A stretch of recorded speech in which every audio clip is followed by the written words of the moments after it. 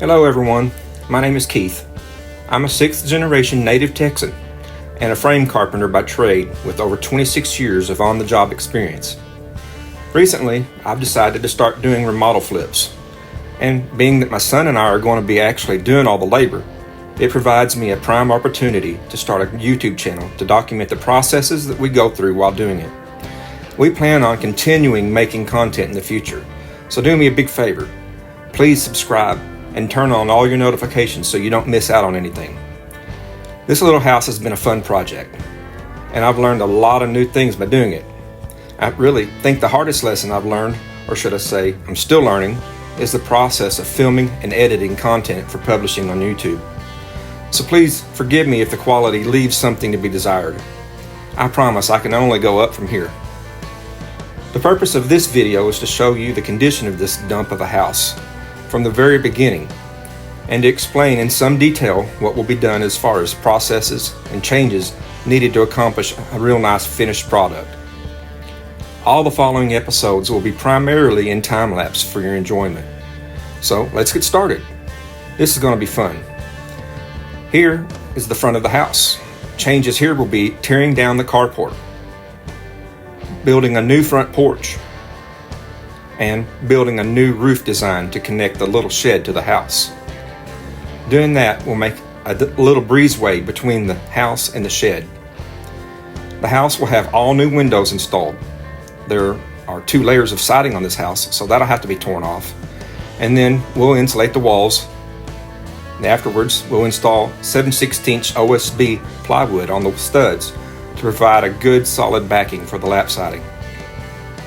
After that, we'll put a house wrap on for moisture and air barrier, and then it will get all new smartboard lap siding installed.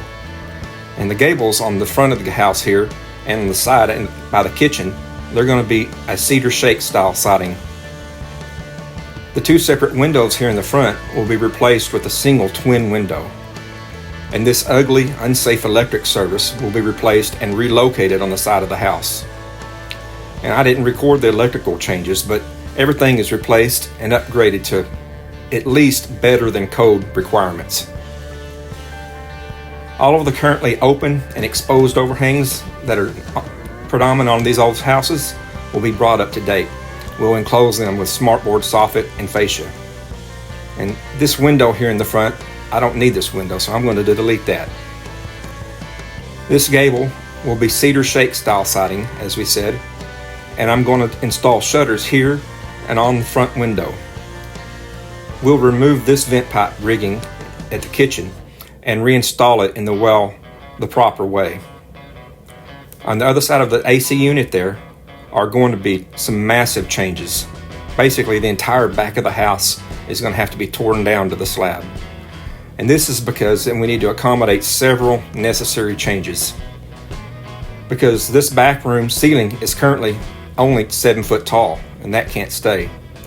And the roof pitch is only a 1 in 12 pitch, or a 1 inch rise per 1 foot run pitch. So I have to tear all this down and raise the height of the walls on the back of the house. Then rebuild all the roof framing. It's a little difficult to describe, but if you subscribe and turn on notifications, you'll actually see what happens. Further changes here will be a door installed for the utility room and a treated wood deck built to step out on. And this window will be pushed further to the back corner, now to the back of the house. The door, window, and concrete steps will be removed, and I'll install 2 transom windows at 8 foot window sill height on this back wall, so the sky and the trees blowing in the wind can be viewed. I think that'll be a real nice, relaxing view. Now as we turn the corner, you can see several reasons why this roof frame must be torn off and rebuilt. When we're done, the ridge line will be one continual height from front to back, all the way to the back of the house. And the crazy 3-inch exterior pipe here, vent pipe, it's going to be deleted and reinstalled through the roof. One of the 2 windows will be deleted, that's pictured there, and the other was going to have to be shifted to accommodate the new half bath and walk-in closet in the small front bedroom. This is how they tied the carport roof into the house. Remember, the carport will be removed. This will be redesigned and replaced, so stay tuned. Okay, now let's go to the inside, starting at the front door. To begin with, all the interior walls, with the exception of the AC closet, all of them are going to be removed. So that includes the removal of all the sheetrock. Since we're taking all the walls out, the sheetrock is coming with it. So we're just going to replace all the sheetrock because it stinks and it needs to be replaced anyway.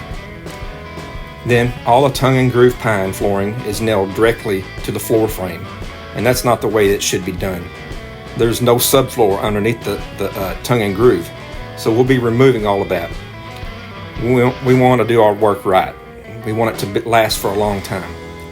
And then we'll level the floor framing system by beefing up the floor system with 4x4 treated posts, and we're going to do it every 6 feet on center from the side of the house to the other side. This provides sort of like a purlin to jack up the floor system to, because we're going to have to raise the whole floor structure. And they'll bear on solid concrete blocks that I'll be making, pouring solid concrete blocks and forms, and that'll be real good support. Then we'll install all new 3/4 inch subfloor. Okay, now back to this front room. The door and the wall that makes that halfway hallway will be deleted to open up the view down the hall. The top of this door gives you an idea of how bad this floor is settling in the middle. It's really falling in. It's pretty bad, but it's nothing that we can't fix. The present front bedroom closet location, that's where the new half bath and walk-in closet is going to be. We're going to use up some of that room there, and that'll necessitate the deletion of one of these windows, as we said, outside, and the relocation will move one over. You see how thin this door is? This wall is? That's because the wall studs are only 3/4 inch thick. And this wall is built when they built it out of 1x10s. So of course we're going to correct that. We'll make it the correct width 2x4 studs. Okay, now for changes in the kitchen. We'll enlarge the pantry closet and raise the kitchen ceiling height from 7 foot that it's at now to 10 foot. We'll make a vaulted ceiling in the kitchen. And we'll build a small wing wall beside the refrigerator location. So in the next picture here, I'll show you from the far door in front of us that we're looking at here in this picture, back to where I'm standing here in this picture, of how bad the floor is falling. I'll show you at the floor level. You see, the floor frame here, it's going to need to be raised about 6 inches because it's falling right here in front of us. It's down about 6 inches. Okay, now that kind of wraps things up. We said the back 2 bedrooms are really major changes, so it's just best just to watch the videos and see for yourself what the real deal is going to be happening. So this last photo here, it's the photo of the utility room. I wanted to show you that. That's just right in front of the back right bedroom. We'll relocate the dryer, washer, and water heater here. So the next video, we'll get down and dirty with the total time-lapse demolition video. So please subscribe and apply all notifications and hit the like button so this channel can grow with your help. I really appreciate it, and it'll help me to be able to continue to make more content. Thank you so much.